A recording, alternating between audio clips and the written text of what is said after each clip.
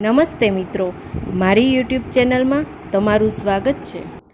વીતેલા જમાનામાં heritage city Ahmedabad શહેરની એક જાણીતી પોળની વચ્ચોવચ્ચ એક ચોકઠું એટલે ખુલ્લી ચોરસ જગ્યા, દિવસભર બાળકોને રમવાનું સ્થળ અને સમી સાંજે યુવાનો માટે મળવાનું, હસવાનું અને મજાક મસ્તી કરવાનું સ્થાન. મકાનોના ઓટલાઓ ઉપર બહેનોની મંડળીઓ જામે. પોળમાં રહેતા બધાના હિસાબ કિતાબ રજૂ થાય. ક્યારેક કૂથલી પણ ખરી, સુખ દુઃખ પણ વહેંચાય, પણ બધું જ નિર્દોષ ભાવે, કપટ રહિત.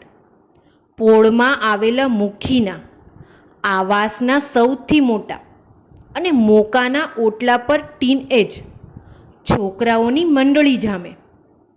આવતી જતી પોળવાળાઓના નામ પાડવામાં આવે. દરેકની લાક્ષણિકતા જોઈને એનું નામકરણ કરવામાં આવે. પછી એની ઉપર રમૂજોના માળ ચણવામાં આવે. આ બધું ભોળા ભાવે અવિરત ચાલતું રહે. આજથી 50 વર્ષ પહેલાં મનોરંજન માટે ટીવી, કોમ્પ્યુટર કે સ્માર્ટફોન ન હતા અને રેડિયો શ્રીમંતની નિશાની હતી. એટલે સામાન્ય જન માટે મનોરંજન મેળવવા માટેના આવા જ નાના નાના સ્ત્રોત હતા. એવી જ એક સાંજ હતી. ઓટલા પર તોફાની મિત્રોની ટોળી બેઠી હતી. રમણ ઇન્દુ, ચમન મગન, જીવણ ચંદુ, ગંગારામ, બાબુલાલ, જયંતી અને કરસન રોજ સાંજ પડે અને પોળના ચોકઠે બેસી રસ્તે આવતા જતા લોકોની ખિલ્લી ઉડાવતા રહેતા હતા. 50 વર્ષના બંસીભાઈની રતનપોળમાં સાડીની દુકાન હતી, પણ એમના એક વડા શરીરની લાંબી ડોક પરથી આ તોફાની ટોળકીએ એનું નામ બંસી બગલો પાડી દીધું હતું. એવા જ એક કેડેથી વળેલા નારાયણભાઈ નાવડી હતા, તો છેડે રહેતા ભાનુભાઈનું નામ ભૂંગળી પાડ્યું હતું. તો લાંબા વાળવાળી સવિતા સાવરણી, તો નવી સવી પરણીની આવેલી શરદની જાડી બૈરી માલતી મનોરમા કહેવાતી હતી. આ બધા નામ પાડવામાં સિંહ ફાળો ચંદુનો હતો. એનું ભેજું નટખટ હતું. ચંદ્રવદન પળવારમાં કોઈ સ્ત્રી કે પુરુષની ખાસિયત પારખી લેતો હતો અને જે તે પાત્રના ચહેરાની એક લાક્ષણિકતા પકડી લેતો અને કોઈ એક નામ એના મોઢામાંથી નીકળતું હતું જે ચંદુ તેને ઘેર પહોંચે તે પહેલાં તેણે પાડેલું નામ જ પોળના ઘેર ઘેરમાં પ્રસરી જતું હતું. એક દિવસે પણ એવો જ મજાક મસ્તીનો માહોલ જામ્યો હતો. બરાબર એ સમયે બહારથી એક 15-16 વર્ષનો છોકરો ધીમી ચાલે આવતો દેખાયો. મગને ચંદુને કોણી મારીને કહ્યું, આ નવું કાર્ટૂન આવ્યું છે, તેનું નામ પાડવાનું બાકી છે. બધાને ખબર હતી કે છોકરાનું સાચું નામ ફૂલચંદ હતું. 7-8 દિવસ પહેલાં જ ફૂલચંદનો પરિવાર એ પોળમાં રહેવા માટે આવ્યો હતો. કનુકાકાના મકાનમાં એક રૂમ ભાડે રાખીને એ લોકો રહેતા હતા. અત્યંત ગરીબ સ્થિતિ હતી, પણ ફૂલચંદનું નવું નામકરણ કરવાનું બાકી હતું. ચંદુ પળભર એકાગ્ર બનીને ફૂલચંદને નિરખી રહ્યો. દુબળો અને પાતળો, દાદાના ડંગોરા જેવાડો ટૂંકો અને કાળો, કોઈ પણ છેડેથી જોવો ન ગમે તેવો. ફૂલચંદને શું નામ આપવું? એનામાં કંઈક સારું કહી શકાય એવું એક જ પાસું હતું. એનું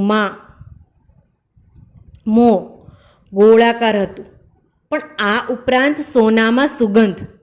એમ એના શ્યામ રંગના ચહેરા પર શીતળતાના ડાઘ પથરાયેલા હતા. આવા છોકરાને શું નામ આપવું? ત્યાં જ ચંદુની નજર તેની પાછળ ચાલી આવતા વેણી કાકા પર પડી. વેણી કાકા પોળના જ રહેવાસી હતા. રસોઈયાનું કામ કરતા હતા અને ફૂલવડીના કારીગર. એમના ખભા પર હંમેશા ફૂલવડી તળવાનો ઝારો રહેતો હતો. લાંબો પાતળો હાથો, ઉપરના છેડા પર આવેલો નાનો લોખંડનો ગોળ કાળો થાળો, એમાં તેલ નીતરવા માટે પાડવામાં આવેલા ગોળ ગોળ કાણા. ચંદુના દિમાગમાં ઝબકારો થયો. તે બોલી ગયો, ફૂલવડીનો ઝારો. તોફાની ટોળકીમાં હસાહસ થઈ પડી. કેવું ચોક્કસ નામ! વેણી કાકાના ઝારાને જો વસ્ત્રો પહેરાવી દેવામાં આવે તો એવું જ લાગે કે જાણે નાનો ફૂલચંદ ઊભો છે. ફૂલચંદ જેવો ચોકઠેથી પસાર થાય એટલે ટોળીમાંથી કોઈ અચૂક બોલતું, ફૂલવડી જાય કે ઝારો જઈ રહ્યો છે. સ્વમાની ફૂલચંદ તેની ગરદનને ઝટકો મારીને પોળની ટોળકીને પૂછતો, કોને ઝારો કહો છો?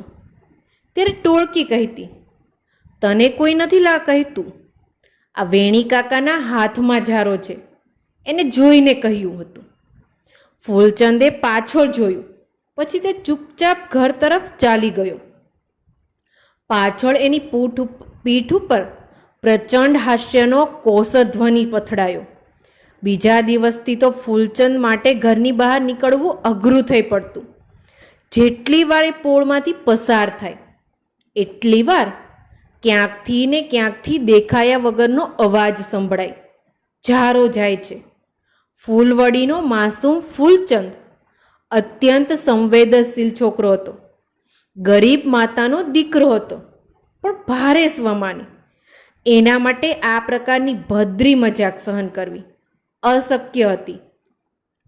1 મહિનામાં જ એ તેની માતા સાથે ઘર ખાલી કરીને બીજે ક્યાંક રહેવા ચાલ્યો ગયો. આ વાતને 30 વર્ષ વીતી ગયા. તોફાની ટોળકીના તમામ સભ્યો પોતપોતાની જિંદગીમાં થાળે પડી ગયા. એ બધામાં ચંદુ સૌથી શૈતાની દિમાગ ધરાવતો હતો. એ ખટપટ સાથે ભણી ગણીને સરકારી એન્જિનિયર બન્યો. પોસ્ટ ગ્રેજ્યુએશન કર્યું. હવે પોળનું મકાન તેના સામાજિક મોભા પ્રમાણે નાનું પડતું હતું. તેને શહેરમાં આવેલા સરકારી વિસ્તારમાં બંગલો મળ્યો અને ત્યાં રહેવા ગયો. વીતેલા સમયની ઝીણી ઝીણી વિગતો ભૂલાતી ગઈ, પણ મોટી મોટી જાડી ઘટનાઓ એને યાદ રહી ગઈ હતી. હાલનો મોભો અને પોળના તોફાનો યાદ કરીને એ ક્યારેક હસી પડતો હતો.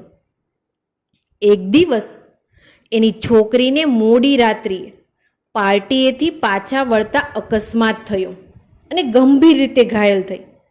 ચંદુ તાબડતોડ તેને લઈ સિવિલ હોસ્પિટલ ગયો.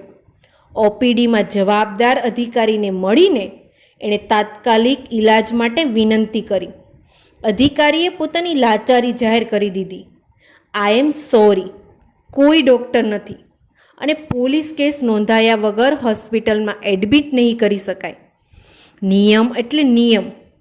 તમારી વાત સાચી હોવા છતાં તમારે પહેલાં પોલીસ નોંધ કરવી પડશે. આ સિવાય કેસ એડમિટ કરવાની સત્તા મારી પાસે નથી. તો એવી સત્તા કોની પાસે છે? ચંદુએ પૂછ્યું. પેલા અધિકારીએ હોસ્પિટલના ક્વાર્ટરની દિશામાં આંગળી ચીંધી.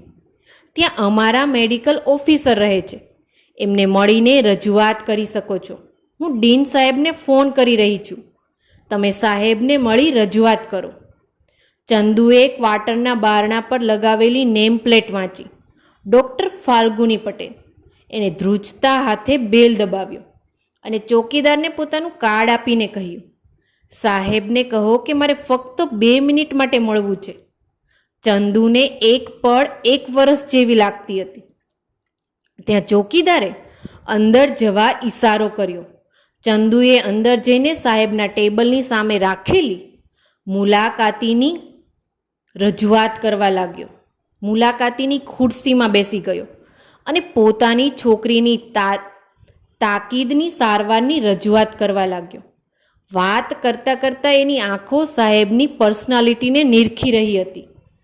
જાજરમાન વ્યક્તિત્વ હતું, સપ્રમાણ ભરાવદાર શરીર, કિંમતી પરંતુ સુરુચિપૂર્ણ ઓવરકોટ, આકર્ષક આધુનિક હેરસ્ટાઇલ અને તેજસ્વી આંખો. ચહેરે અલબત્ત થોડો શ્યામ હતો, પણ તેના પર બૌદ્ધિકતાનું તેજ પથરાયેલું હતું. બંને ગાલ પર આછા એવા શીતળતાના ડાઘ દેખાતા હતા, પણ એ સાવ ઝાંખા થઈ ગયા હતા. ચંદુનું શૈતાની દિમાગ કંઈક યાદ કરવા મથી રહ્યું હતું. અચાનક તાળો મળી ગયો. આ તો ફૂલચંદ હતો. ચંદુએ શૈતાની કોરાણે રાખી તેણે પૂરી વિનમ્રતાથી પૂછ્યું, એક્સક્યુઝ મી સાહેબ, હું તમને પૂછી શકું કે તમારું સાચું નામ ફૂલચંદભાઈ હતું કે ફાલ્ગુનભાઈ? સાહેબ, તમને ઓળખાણ પડતા આટલી વાર લાગી? હું તો જોતાવે જ સમજી ગયો કે તમે જ એ ચંદ્રવદન છો જેણે મારી જિંદગી બદલી નાખી હતી.